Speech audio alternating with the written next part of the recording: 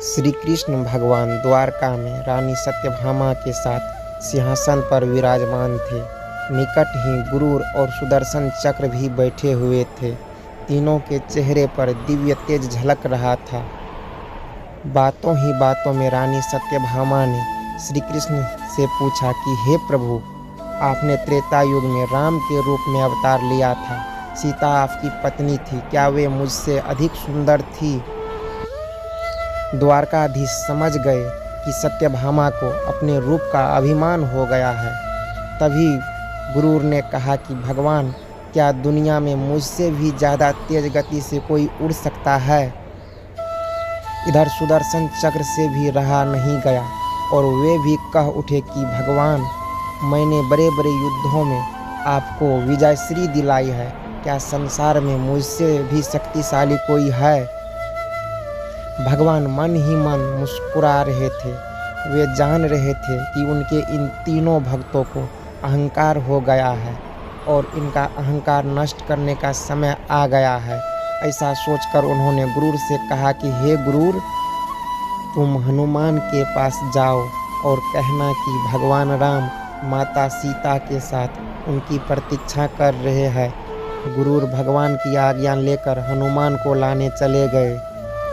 इधर श्री कृष्ण ने सत्यभामा से कहा कि देवी, आप सीता के रूप में तैयार हो जाए, और स्वयं द्वारकाधीश ने राम का रूप धारण कर लिया।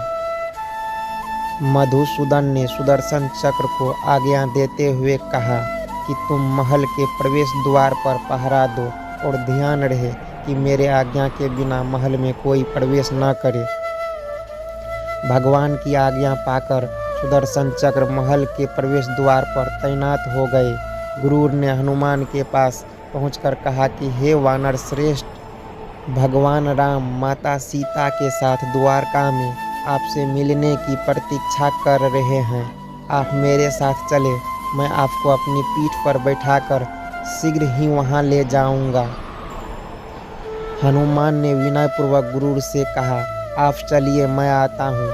गुरूर ने सोचा, पता नहीं यह बूढ़ा वानर कब तक पहुँचेगा, खैर मैं भगवान के पास चलता हूँ। यह सोचकर गुरूर शीघ्रता से द्वारका की ओर उड़े। पर यह क्या, महल में पहुंचकर गुरूर देखते हैं कि हनुमान तो उनसे पहले ही महल में प्रभु के सामने बैठे हैं। गुरूर का सिर लज्जा से झुक गया। तभी श्री राम ने हनुमान से कहा कि पवन पुत्र, तुम बिना आज्ञा के महल में कैसे प्रवेश कर गए? क्या तुम्हें किसी ने प्रवेश द्वार पर रोका नहीं? हनुमान ने हाथ जोड़ते हुए सिर झुकाकर अपने मुंह से सुदर्शन चक्र को निकालकर प्रभु के सामने रख दिया।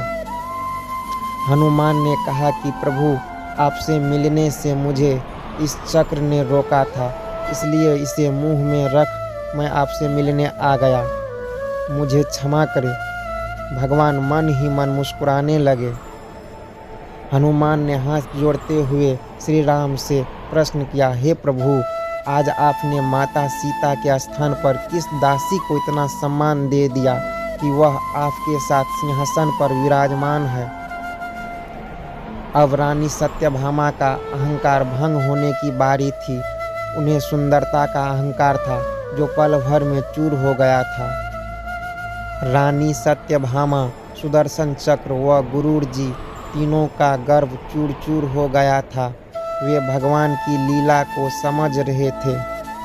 तीनों की आंखों से आंसू बहने लगे और वे भगवान के चरणों में झुक गए। अद्भुत लीला है प्रभु की। अपने भक्तों के अहंकार को अपने भक्त द्वारा ही दूर किया उन्होंने। सीख, जीवन में कभी भी अहंकार नहीं करना चाहिए। जरूरी नहीं है कि आज जो आपके पास है वह कल भी होगा। अपने अंदर जरा सी भी अगर अहंकार आने लगे तो स्वयं ठाकुर जी हमसे दूर हो जाते हैं। ठाकुर जी को निस्वार्थ भक्तों की ज़रूरत है, अहंकारी की नहीं। पूरा कहानी सुनने के लिए आपको दिल से धन्यवाद। उम्मीद है यह कहानी भी आपके दिल को छू गया होगा। इसी प्रकार की कहानियाँ रोज़ रोज़ सुनने के लिए हमारे चैनल को सब्सक्राइब करें और बेल आइकन के घंटा को ज़रूर दबाएं। तब तक के लिए राधे राधे, जय श्री कृष्ण।